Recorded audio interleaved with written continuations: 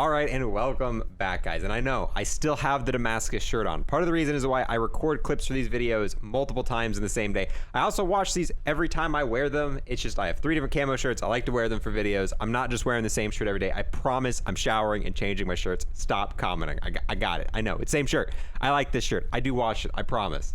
But to start this video, boys, we're going to be covering how to get diamond on the pistols at a world record pace in Black Ops Cold War. Now, if you're new here, this is a series we've been doing on this channel. We cover everything camo related in COD. We go over all the updates, everything like that, the best ways to earn them. And then when updates happen, we go over and re-update it. So I'll have linked in the description the general tips and tricks, which I do recommend you watching before you watch this, because it's going to cover information that's going to help you on this grind that I'm not going to be covering in here. We've got one for SMGs, we've got one for rockets, and we've got a full guide for Dark Aether. Now, with that being said, let's go into the first challenge needed for the pistols. Now, the very first challenge, just like every other weapon class, is eliminations. It's 150 eliminations. Should be very easy. Once again, don't even worry about this challenge. Now, the second set of challenge is the headshot challenge. This is actually going to be a little bit harder, not super hard, but it's not going to be as simple as it was for the SMGs, for the ARs, or any primary weapon. That is because pistols only have 30 levels to go, not 55. So what that means is with the pistols, you will be getting less kills by the time you finish every other challenge than what you did with the primary weapons. So depending on how many headshots you're getting normally on average, you might have to focus on headshots a little bit more with the pistols than what you did with the ARs or any other primary weapon.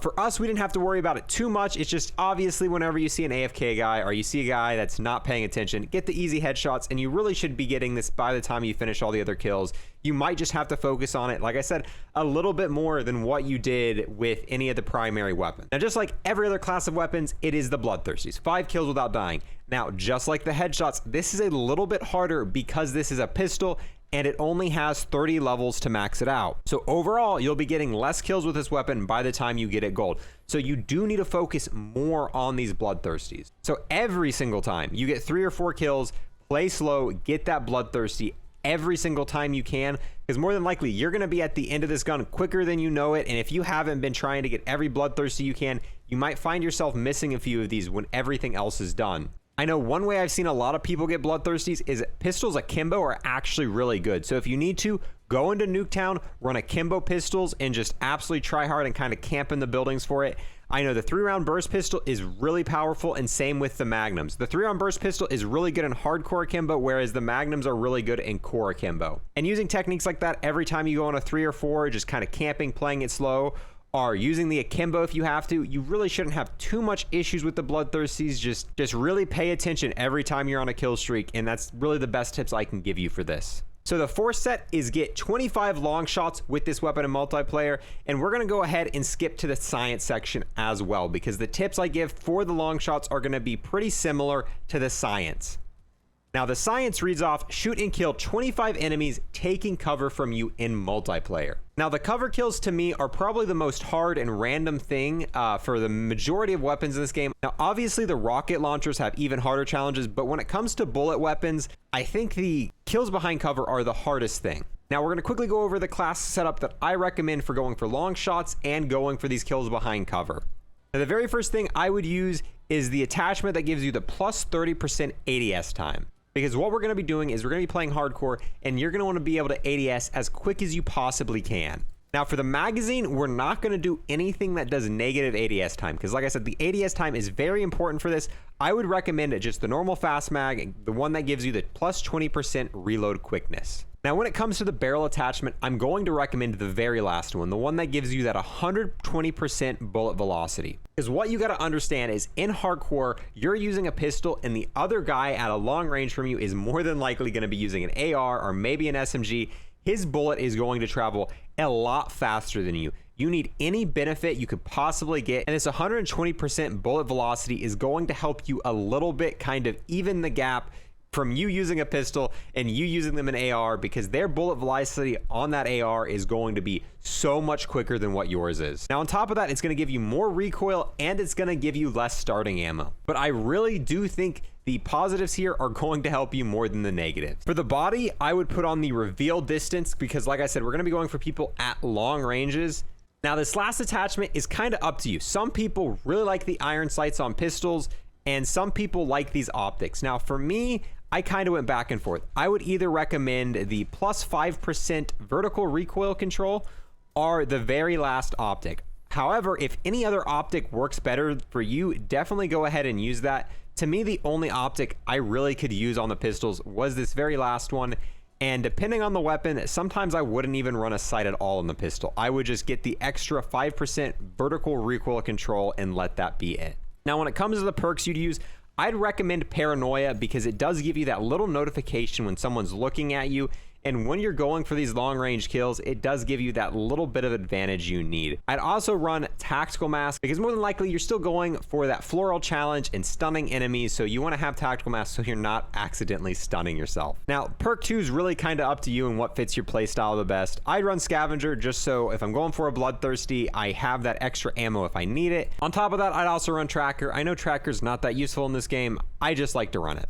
And like I said, perk 3 is really personal preference. I myself would be running Ninja and Ghost just because these are 2 perks that I like to use. I'd definitely be running Field Mic because you're still probably going for that floral challenge and, like I was saying earlier, stun grenades. Obviously, the lethal and the primary doesn't matter for this because you don't really need to be getting kills with either one of those. Now we're going to quickly go over these maps that I recommend getting these behind cover kills. Now I wouldn't worry too much about the long shots until you unlock these kills behind cover because more than likely you're going to get all of the long shots you need while you're working on getting the kills behind cover challenge done. Now, the kills behind cover challenge is really annoying and it's really iffy kind of what counts and what doesn't count. So the enemy needs to be behind cover, they need to be looking at you, and there's like a certain percentage of their body that needs to be covered. Now, the first map I'm going to show you here is Nuketown. And obviously Nuketown is a wonderful option as Nuketown has a 24/7 playlist. So if you can find a strategy that works pretty well for you on Nuketown, you can just continuously play Nuketown and get quite a few of these a game. I don't think Nuketown is the best map for this, but being able to constantly get Nuketown reliably makes it a really good option. Now, as you can see here, I am on hardcore because I do recommend, especially for the pistols, that you're playing hardcore for these behind cover kills. And that's mainly because the pistols are going to be a 1 to 2 shot kill at these kind of ranges. And it's going to be really annoying trying to down someone at the super far ranges behind cover in core. So how I would play this on a Nuketown is essentially you want to get up in the windows here and you want to try to get people camping behind cover. So in the up top windows, you can get a really good angle on the car here, and this is a good spot to kill someone behind cover. Also, obviously, someone else on top of the window would be another really good spot. And more than likely, you're going to find someone else going for this challenge. So if you can just keep running up here and trying kind of trading kills with the guy, and obviously that's going to be counting as a kill behind cover for you. And now we're on the next map that I think is good for this. This would be Amada. And with this map, obviously people like to control this middle area. And from here, you can kind of sit in here and shoot people that are head glitching in there. Same thing with the other spawn. The other spawn does the same thing. You want to kind of get in this control room and shoot people camping in the middle. Now this spot also works in reverse. There are going to be other people camping in their spawn. And from this, you can get in this middle control room and just try to target the people that are sitting in that little spawn room there. And more than likely, all of those kills in those areas are going to count as kills behind cover. Now, the other 2 maps are really good, but the best map, in my opinion, for this would be Checkmate. Like I've said, Checkmate is just a beautiful map for all sorts of challenges.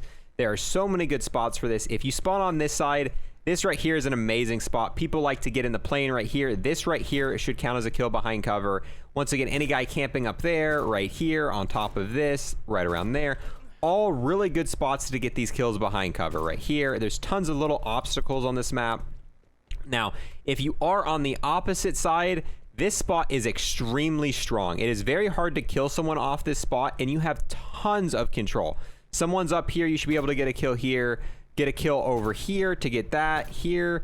Behind here is also a kill behind cover, and you can also jump up here really quickly and potentially kill someone camping up here, and that's also going to be a kill behind cover. So tons of options. People are always using these head glitches on this map. I mean, there'll be games where you can potentially get 10 or so if you're just in the right lobby and you have the right people trying to peek and get kills from any of these spots behind cover. This is the golden situation, this map right here. So you might want to just kind of wait till you get this map and go for these kills behind cover. If not, you can also try on Armada, and like I said, the Nuketown option is always viable. But this to me is kind of the king map for getting those, just because of all the different options and all the different little pieces of cover, and most of these spots are going to count. I would definitely try to stick to the left side of the map, because the left side of the map just has so many more obstacles that people camp behind. And this right here is kind of the king spot. This is kind of where you want to try to control the most of your time, because like I said, just so many beautiful spots to hit people at in this area.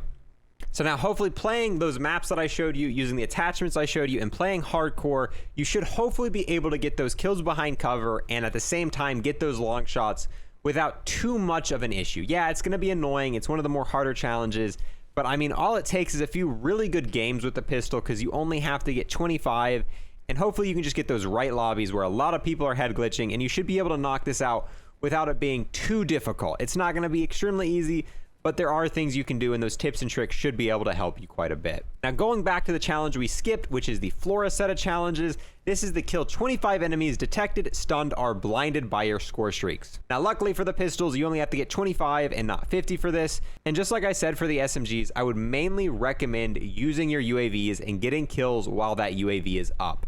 Also, when you're playing objective game modes, using the portable radar and whatnot, and if you finish all the other challenges for this gun except for the UAV kills, I would recommend moving on to the next weapon, waiting till you get a UAV, calling the UAV in, and then swapping back to this class to finish off this challenge.